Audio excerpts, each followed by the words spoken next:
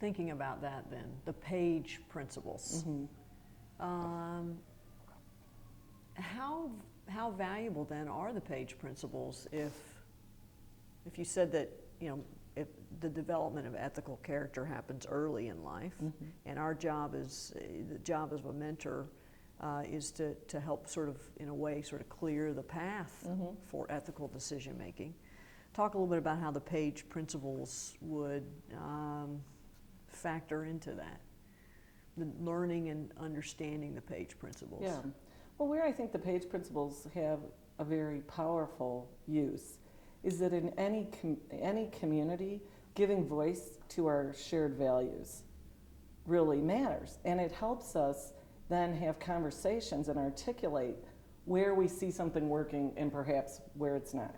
So, for example, if we all have lived by the Page principles and we say, well, you know, tell the truth, you know, conduct business with humor, you know, and you go through the various principles, then there's an opportunity for you to say to me, hey, Maril, are you really calm, patient, and good-humored right now? I'm not sure. And we have a common place to go, right? It's all because it's like the pinky promise we made to one another that we're going to live that way. So it's easier to call one another out on it. The other thing is that really the Page Society established the principles so that we could have a way of saying, we are inviting others who share these principles to join us on a quest in furthering the mission of the Chief Communications Officer.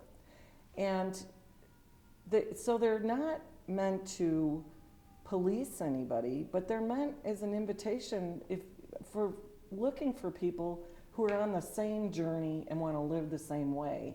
And how do we become a community to support each other when things get tough? Because, you know, the thing about ethics is that everybody has ethics, and the ones where it makes a real difference is when it's really tough. And it's usually tough because it's not clear. I think those are the toughest situations, not the incredibly right or wrong issues. Most of us know, okay, that is really wrong. What's hard is the gray. And finding a community of people that you can call and tap into, or I can say, Marie, let me run this one by you, because the reason it's gray to me is that I am trying to support and live up to my obligations to many different people and stakeholders. And this one, somebody's not going to come out as well as somebody else. And I'm trying to sort through, you know, how would you look at that? What would you do? Well, that's where having a society and having principles like that really matter. Okay. You've described one of the Page principles as a key motivator to improve performance at a company. I'm going to read this. By listening to the internal constituents, the employees, leaders can create a message related to what they've heard, but present it as a cause for all to rally around. That, in turn, creates a sense of community, loyalty, and motivation. You've put this into action in your own work. Can you talk about how it has mobilized a company's internal stakeholders? Mm-hmm. Okay, so what you're referring to there is the idea that so often in communication, we think of communication as messaging. It's not. It's messaging. That's a broadcast, one-way type of effort.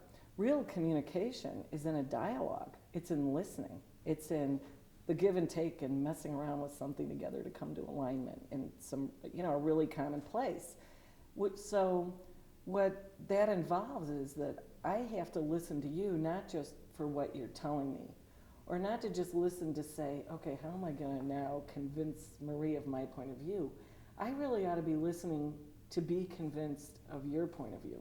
That's when the real strong listening happens. And when leaders can really think about it that way and engage with people in a way that says, we're going to co-create something even better by working together and hearing each other, that's when employees are really engaged. And what has to happen for you to want to join me is that I have to tap into something that matters to you, that you say, okay, I'm with you, babe. I want to go there, right? Mm-hmm. It's not me just pounding on you until you roll over and say, okay, fine, I'm done. That's not communication.